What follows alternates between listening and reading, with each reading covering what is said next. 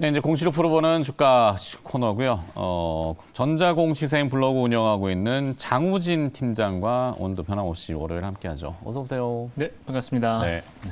자, 바로 그냥 넘어가겠습니다. 어떤 기업부터? 아프리카 TV를 얘기 드리려고 아프리카 하는데 TV 공시 뭐 특이 사항이 있던가요? 공시가 3개가 나왔어요. 네. 상당히 다양하게 나왔고 음. 일단 그 실적부터 말씀드릴 텐데 실적이 잘 나왔습니다. 네. 의외로 잘 나왔네. 2분기 매출액이 867억 원에 영업이익이 236억 원이었는데 이게 고정비가 별로 안 들어가서 그런가? 그게 아니고 음. 좀 재밌는 이슈가 있는데 뭔데요? 잠깐만요. 이 컨센서스를 먼저 말씀드릴게요. 오케이. 자꾸 말 끊어서 미안해요. 네. 컨센서스 대비해서 9%, 12% 상회했으니까 실적은 좋았고요. 네. 그래서 발표하자마자 주가는 굉장히 좋았습니다. 최근에 보면. 어. 근데 주가가 좋았던 이유가 이제 플랫폼 매출과 광고 매출 두 가지가 있어요. 근데 두 가지 다 좋긴 했는데 이게 플랫폼 매출을 보면 광우상사라고 혹시 아세요? 어떻게 광우상사라고 광우상 들어본 것 같은데? 요즘 그 아프리카 TV에서 가장 잘 나가는 컨텐츠입니다. 아. 네, 거기에 이제 여자분들을 모셔놓고 막 그 뭐 승진시키고 이러면서 이제 경쟁 붙여서 네. 좋은 여자분들을 이제 승진시키고 뭐 이러면서 팬덤 문화를 약간 형성하는 그런 컨텐츠거든요. 그게 월 단위로 매출이 뭐 5, 60억 나온다고 그래요. 별풍선이 엄청나게 쏴주는 거죠. 약간 모노드라마 형태로 이렇게 막 하는 건가요? 아니면 리얼리티로? 리얼리티 뭐 이런 식으로 이제 세트를 꾸며놓고 네. 광우상사 대표님이 계시고 이제 여자분들이 그 팀을 짜서 네. 팀별로 뭐 이렇게 경쟁을 하는 뭐 그런 컨텐츠인데 그쪽에서 매출이 엄청 잘 나와요. 네. 월 50억, 60억이면 엄청나잖아요. 우리도 별풍선. 민주 선발대회를 그런 식으로 해야 되겠네. 그렇죠. 뭐 네. 그런 식으로 하니까 이제 사람들이 서로 자기의 팬덤을 위해서 네. 자기가 좋아하는 여성분을 위해서 별풍선을 쏴주는 거죠. 충성도 높은 이 유저층이 생기시는구나. 그렇죠. 그래서 그게 이제 굉장히 좋은 효과를 발휘하면서 2분기 실적이 좋았던 걸로 보이고요. 이게 보면은 작년 4분기에 영업이익률이 19.3%였는데 영업이익률이 지금 보면 1분기 25.3%, 2분기에도 27.3%로 성장했어요. 예전에는 이제 30%를 상회했다가 이게 19%까지 쭉 떨어졌는데 다시 올라가는 걸 보면 뭐 앞으로 이제 실적에 대한 기대감은 좀 더 올라갈 수 있고 사실 주가는 보면 트위치라고 있잖아요. 트위치가 이제 그 게임이나 이런 방송을 송출하는 서비스인데 네. 트위치가 사실상 국내에서 이제 철수를 하면서 아프리카 TV가 수혜를 볼 거라는 기대감이 좀 있었거든요. 근데 반사 수혜로. 그렇죠. 반사 수혜가 있을 거라고 봤는데 실제로는 이제 그 방송의 성향이 많이 달랐기 때문에 반사 수혜가 거의 없었어요. 그리고 아프리카 TV가 주가가 많이 빠졌었는데 지금 보면 실적이 다시 좋아지는 걸 보니까 아프리카 TV 괜찮나 보다 이렇게 좀 판단이 된 것 같고요. 근데 최근에 보면 이 실적 발표 직전에 무슨 일이 있었냐? 그 자사주 매입이 있었어요. 네. 그 200억 원 규모의 자사주 매입이 있었고 그다음에 최대 주주 세인트 인터내셔널이라고 최대 주주가 담보대출까지 받아서 30억 원을 장내면서 했습니다. 그러니까 이 정도로 이제 강하게 지금 장내면서 하는 거 보면 관심이 있다. 주가에 관심도 있고 지금 이 회사가 충분히 저평가되어 있는 상태라는 걸 인지한 게 아닌가라고 좀 판단이 되고요. 결국은 지금 실적 개선 플러스 내년에 뭐가 있냐면 해외 진출이 있어요. 근데 아프리카 TV 같은 경우는 사실은 국내에 그 특화된 서비스이기 때문에 이 아프리카 TV라는 브랜드를 가지고 글로벌 진출하기는 사실 쉽지 않거든요. 네. 그래서 신규 브랜드를 기반으로 해서 동남아와 일본 중심의 신규 서비스를 아예 새로운 브랜드로 런칭하려고 계획하고 있습니다. 그래서 그런 브랜드가 만약에 잘 된다 그러면 아프리카 TV가 한 단계 성장할 수 있는 계기가 되기 때문에 뭐 그래서 지금 시장에서 또 관심을 갖는 것 같고 또 금리가 뭐 최근에 좀 튀긴 했지만 뭐 나스닥 상승하고 금리가 좀 내려오면서 성장주에 대한 관심이 다시 커진 것도 아프리카 TV에 대한 관심이 커진 것 같기도 하고요. 네. 그렇죠. 뭐 사실 유튜브나 너튜브, 유튜브라고 합시다. 맨날 이거 너튜브라고 이렇게 표현하는지 저도 잘 모르겠는데 광고도 아니고 그냥 유튜브 쪽에 이제 유저들이 갔다가 다시 돌아오기도 하고 이렇게 왔다 갔다 하는 형태들이 좀 되는 것 같고 아프리카 TV는 그 로컬 특성에 맞는 약간 매니아층들이 두껍고 그렇죠. 여기 이제 유료로 이렇게 구독층이라고 해야 될까요? 그런 층도 좀 두껍고. 근데 킬링 컨텐츠가 없었는데 우리가 이제 이쪽 용어로 전문 되게 머니 코드, 돈 되는 거. 네. 그다음에 킬링 컨텐츠 이런 게 좀 있었는데 아까 광무상사? 그렇죠. 광우 상사가 잘 되고 있긴 한데. 광우? 네, 광우. 뭐 그 프로그램을 홍보하는 건 아닌데 뭐 흥미롭네요, 하여튼. 컨텐츠가 계속 상향되고 있기 때문에 뭐 지금도 관심을 줄 만한 기업 같긴 합니다. 오케이. 네. 아프리카 TV 봤고 그다음에 두 번째 기업 공시는 뭐가 또 눈에 띄나요? 그다음에 바이오노트인데 바이오노트. 바이오노트 지난번에도 한번 얘기 드린 적이 있어요. 최대 주주가 계속 장내 매수하는 게 이상하다. 네. 그러면서 얘기를 들었었는데 최근에 또 최대 주주가 또 샀습니다. 30억 원. 그 최대 주주 장내 매수 리스트가 보도가 나왔던데. 뭐 랩지노믹스도 그렇고 네. 그런 기업들의 주가도 또 강했던 것 같고. 그렇죠. 근데 바이오노트는 뭐 상대적으로 그렇게 강하지는 않았는데 네. 바이오노트가 좀 약간 재밌는 게 네. 바이오노트가 SD 바이오센서의 관계사거든요. 그리고 SD 바이오센서에 코로나 키트 반제품을 공급하는 회사예요. 네. 근데 최근에 코로나19가 재유행하면서 코로나 키트 관련된 주가가 다 올라가잖아요. 맞아요. 근데 바이오노트는 못 올랐거든요.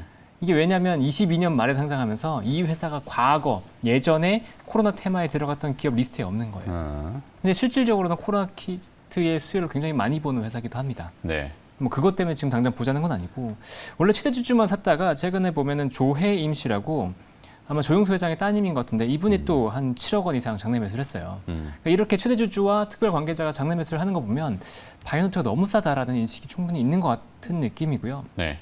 그리고 코로나19 아까도 말씀드렸지만 코로나19 진단키트에 대한 관련주가 또 한번 오른다 그러면 움직일 수 있는 상황이다. 그리고 이 회사가 장기적으로 기대하는 건 지금 메리디안 바이오거든요. 그러니까 미국의 메리디안이라는 회사를 인수하면서 이 회사가 이제 코로나19와 관계없이 굉장히 탄탄하게 성장한 진단키트 회사이기 때문에 여기에도 반제품을 공급할 수 있을 것이라는 기대감이 좀 있어요. 그래서 바이오노트가 아마 이 메리디안 바이오사이언스와의 어떤 관계 때문에 그 성장할 수 있는 기대감을 가지고 최대 주주와 특별 관계자가 매수하는 게 아닌가 이렇게 좀 판단이 됩니다. 그래서 관심을 갖고 좀 봐야 될 것 같아요. 그래요. 뭔가 있구나. 네. 뭐가 있을까? 궁금하네. 바이오노트. 네, 그래서 뭐 주가에는 일단은 뭐 관심을 기울여 주는 게 주주 입장에서는 좋으니까. 그렇죠. 네. 네. 자, 그런 공시가 나와서 눈에 띈다라는 거 봤고. 자, 세 번째 기업으로 또 가볼까요? 세 번째 기업은 CNC 인터내셔널입니다. CNC 인터내셔널. 네. 그러니까 색조 화장품 하는 회사예요. 네, 오늘 뭐 우리 개장 전에 이호근 매니저가 마녀 공장 네. 하고 또 뭐 화장품 기업들은 몇 가지들을 얘기해 주셨는데. 네. 근데 CNC 인터내셔널도 실적이 나왔는데 2분기 매출액이 571억 원에 영업이익 103억 원으로 네. 컨센서스를 7% 10% 상회했고 전년 동기를 비교하면 매출액이 86%, 영업이익은 206%가 성장했습니다. 오, 많이 그러니까 크네. 색조 화장품이니까 얼굴에 이렇게 뭔가 드러나 보이는 특징을 만드는 거잖아요. 그러다 보니 코로나 이후에 마스크를 벗고 야외 활동이 늘어나니까 색조 화장품 매출이 확실히 늘어나는 것 같아요. 근데 그 중에서도 이 회사가 특히 북미 쪽에서의 매출이 굉장히 빠르게 늘고 있거든요. 21년에 북미 쪽 매출이 126억이었는데 22년에 304억 원까지 크게 성장했습니다. 올해 상반기도 지금 북미 쪽 성장이 굉장히 좋다고 얘기가 되고 있고, 근데 가장 큰 이유가 좀 이제 저는 트렌드가 좀 떨어진다 생각을 하는데 네. 제 스스로 개인적으로. 네 개인적으로 이게 셀럽 화장품 매출이 굉장히 좋았대요. 그러니까 저희는 뭐 아모레퍼시픽이나 로레알 이런 브랜드만 아는데 네. 보니까 셀레나 고메즈가 레어 뷰티라는 브랜드를 런칭했었고, 그다음에 리안나가 팬티 뷰티, 그리고 카일리 제너가 카일리 코스메틱 이런 이제 셀럽들 기반의 브랜드를 런칭했는데 이게 다 대박이 터진 거죠. 이게 잘 되니까 여기에도 색조 화장품을 공급하는 CNC 인터내셔널이 북미 매출이 확 올라가 버렸어요.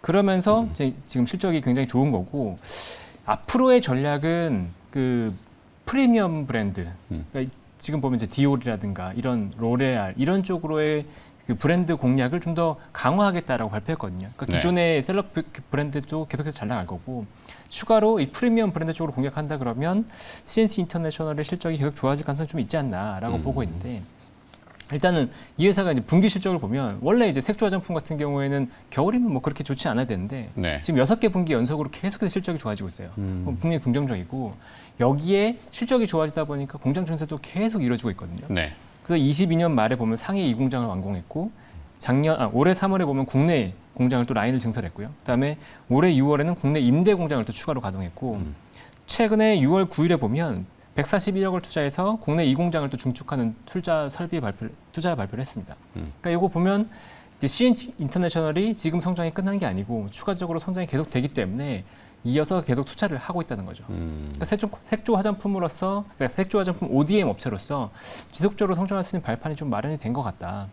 그래서 장기적으로 봤을 때 어마어마한 폭발적인 상승력은 아니지만 포트폴리오에 좀 넣어놨을 때는 안정적인 성과를 낼 수 있는 그런 기업 중에 하나라고 보고 있습니다. CNC 인터내셔널. 네. 예, 잘 봐야 되겠네요. 그다음에 자 마지막 아니구나 네 번째 기업은 네, 또 화장품 기업인데요. 그래, 오늘 화장품 준비가 네. 많이 돼 있네. 공시가 화장품들이- 뭐 열심히 공시들이 나오는군요. 실적이 좋으니까요. 아. 화장품 기업들이 확실히 나 실적 좋아요라고 먼저 알려주는. 네, 코로나 이후에 확실히 이제 실적이 좋은 것 같아요. 음. 그리고 보면은 2분기 매출액이 245억 원에 영업이익이 63억 원인데 네오팜? 네오팜. 네. 컨센서스를 각각 1%, 5% 상회했습니다. 뭐 엄청나게 크게 상회한 건 아닌데 그러게요. 그래도 전년 동기 대비해서는 이제 14%, 27%가 성장했기 때문에 음. 뭐 안정적인 성장을 내고 있다라고 보고 있고 좀 특이한 게 뭐냐면 이 회사의 특징적인 브랜드가 아토팜, 리얼베리어, 제로이드 이런 브랜드인데 독특한 브랜드네. 네, 이게 아토피 제품이거나 아니면 보습 아토피 제품. 증상을 완화하는 그렇죠. 거죠. 아토피 치료제는 화장품. 아닐 거고. 그렇죠. 네. 아토피 화장품이 있고 그다음에 리얼베리어라고 해서 보습 제품이 있고 네. 그러니까 제로이드 같은 경우에는 치료제 개념으로도 들어가요. 왜냐하면 이게 그 의료보험이 적용되는 이 제품으로 병원에서 판매된 제품이거든요. 네. 그러니까 그런 제품이 있는데 생각해 보시면 이런 제품들 잘 팔리는 게 1, 4분기입니다. 겨울에 잘 팔려요. 그런데 2분기 매출액이 지금 245억 원, 1분기 매출액이 236억 원으로 2분기 실적이 더 잘 나왔어요. 요게 좀 고무적이다. 그러니까 이익률은 좀 떨어지긴 했지만 2분기 실적이 더 잘 나온 게 좀 특징적인데 2분기 실적이 이렇게 잘 나온 이유가 뭐 저가 지금 정확하게 파악된 건 아니지만 네. 아마 마케팅을 공격적으로 하는 게 아닌가라고 좀 생각이 들어요. 그러니까 마케팅을 늘리면서 매출은 늘어났지만 이제 마케팅 비용이 일시적으로 늘어난 게 아닌가 싶은데 역시나 2분기 실적이 이렇게 좋았다는 건 앞으로의 실적에 대한 기대감, 특히나 이제 4분기로 갈수록 뭐 아토팜 같은 이제 아토피 제품 관련된 매출이 늘어날 수 있기 때문에 실적이 좀 증가할 수 있는 기대감이 있다라고 판단이 되고요. 그다음에 제로이드 MD라고 아까 말씀드렸던 의료 병원에서 쓰는 이제 제품이 있는데 네. 이 제로이드 MD가 작년에 크게 문제가 됐어요. 어떤 문제? 이게 아토팜 화장품이잖아요. 어떻게 보면 화장품. 그렇죠, 근데 이게 실손보험이 적용이 됐거든요. 그러니까 크게 증상이 없는데 가가지고 처방을 받은 다음에 이거를 중고로 되팔이한 거예요, 사람들이. 그래서 이게 크게 문제가 되다 보니까 실손보험을 사람들. 한 번에 한 개만 처방받을 수 있고 이 한 개 처방받은 것들 되팔이하는 것들이 금지되는 그런 법안이 그런 정책이 나왔거든요. 네. 그러면서 제로에이드 MD 이 매출이 이제 전체 한 20% 정도 됐던 제품인데 이게 매출이 급감해 버린 거죠. 그래서 작년에 매출 정체되면서 실적도 주가르더라는데 지금은 이제 제로이드의 이 역성장 효과를 극복한 거예요. 2분기 실적이 좋아졌기 때문에 1, 2분기 실적이. 네. 그래서 이거에 극복됐고 근데 추가적으로 이제 해외 진출이 원래 이제 해외 진출이 거의 없었는데 해외 진출이 본격화되고 있다는 것도 긍정적입니다. 특히나 일본 시장을 중심으로 해서 아토팜, 리얼베리어, 더마비가 전부 다 별도의 채널 기반으로 해서 진출하고 있거든요.